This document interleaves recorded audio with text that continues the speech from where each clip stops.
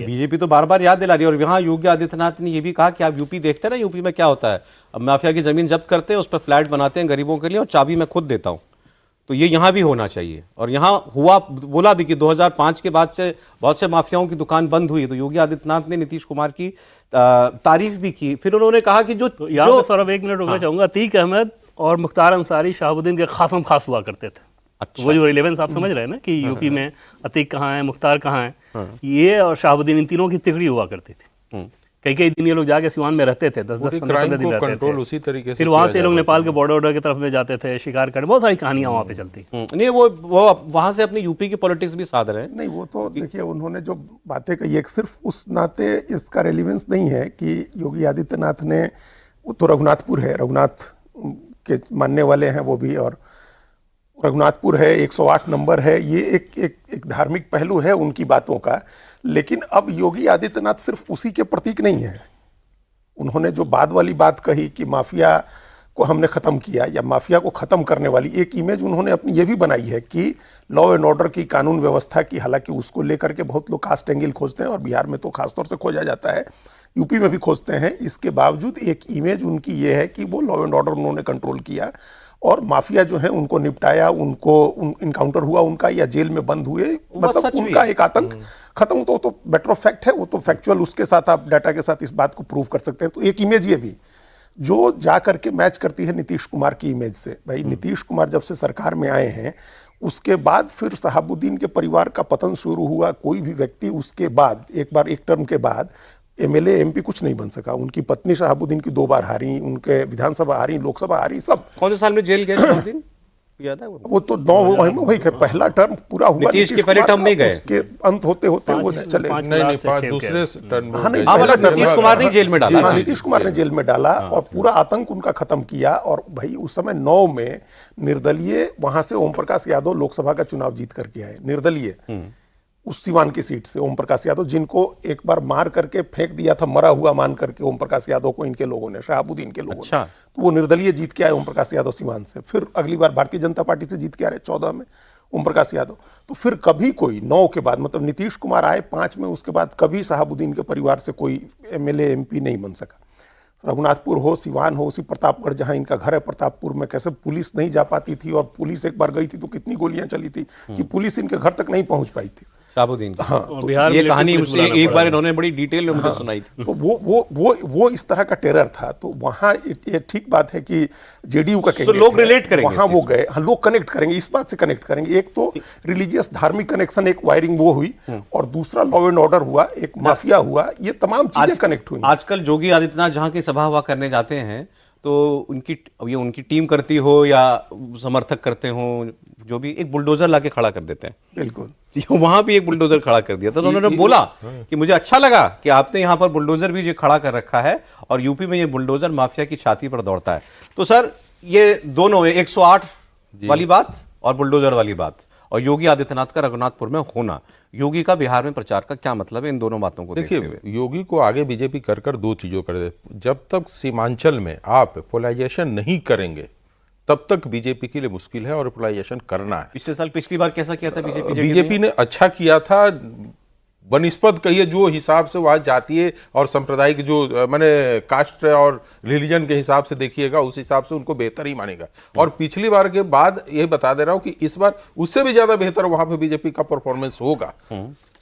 क्या है कि योगी आदित्यनाथ का एक सशक्त चेहरा है, जिसपे कहा जाता है, विश्वास पब्लिक को है कि भाई ये जो बोलते हैं वो करते हैं, इनका कुछ अपना नहीं है, और वही काम नरेंद्र मोदी के चेहरे पे भी लेकर लोगों का अपना है। तो ये दोनों लोगों के साथ बिहार की जनता को कैसे साधना है, ये पूरी तरह से ध्यान देकर आइए। इसी तरह से देखिएगा, योगी आदित्यनाथ का बक्सर में भी डाला गया है, आरा में डाला, ये सब बॉर्डर एरिया है जहाँ के लोग जानते हैं कि उत्तर प्रदेश में किस तरीके से डेवलपमेंट हुआ है, किस तरीके से बनारस को सजाया गया है, और लॉ एंड ऑर्डर की क्या स्थिति है। प्रचार तो बीजेपी के पास प्रचार कराने के लिए लोगों की कमी तो है नहीं। 10-12 तो मुख्यमंत्री हैं, अब तो रेखा गुप्ता भी वहां प्रचार कर रही हैं, तो राजनाथ जी भी कर रहे हैं, मोहन यादव भी कर रहे हैं, और भी बहुत सारे लोगों को भेजा गया होगा। तो बट योगी आदित्यनाथ, ये प्रचार वोट में ट्रांसलेट होता है जब योगी जाते हैं? 100% देखिएगा, जितने भी उनके स्ट्राइक रेट निकालिएगा, तो उस हिसाब से मुझे लगता है कि उत्तर प्रदेश का 78% था, महाराष्ट्र में तो काफी उनका उछाल रहा है। तो लोग उनको सुनते ही नहीं है, उनको सुनकर प्रभावित भी होते हैं और वोट में कन्वर्ट भी होता है।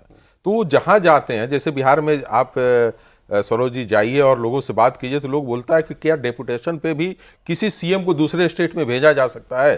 तो कुछ दिनों के लिए योगी आदित्यनाथ को बिहार भेज दिया जाता है।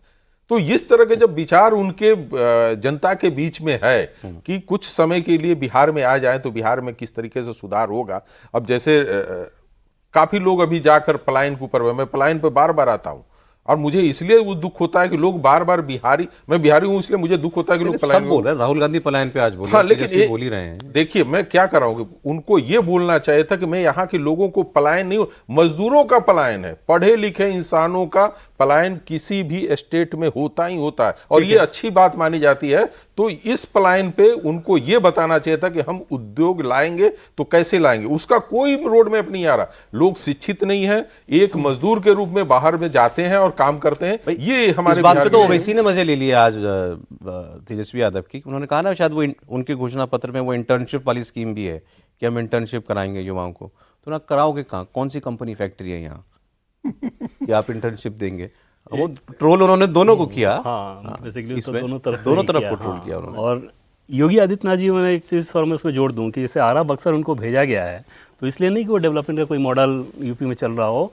मगध शाहबाद वाले पिछली बार के चुनाव में एनडीए अच्छा नहीं किए थी और ठाकुरों के भीतर नाराजगी थी। तो उत्तर प्रदेश में योगी आदित्यनाथ पर ठाकुरवाद का जो आरोप लगता है, अच्छा बिहार में ठाकुर को अगर आप देखें तो भूमिहार की तुलना में, फॉरवर्ड में अगर आप बात करें तो भूमिहार जैसे डाई हार्ड एंटी आरजेडी होते हैं, ठाकुर का ऐसा नहीं होता, वो स्विच होते रहते हैं।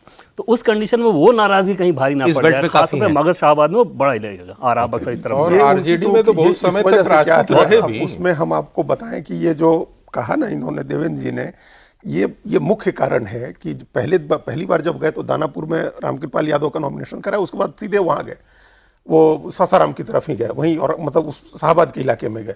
तो वो इसलिए गए क्योंकि पिछली बार जो सारा कन्फ्यूजन हुआ 20 के विधानसभा चुनाव में और 24 के लोकसभा चुनाव में, वो उस इलाके में हुआ, राजपूत वर्सेस कुशवाहा के चक्कर में हुआ। और उसमें एक फैक्टर कहीं ना कहीं योगी आदित्यनाथ भी थे।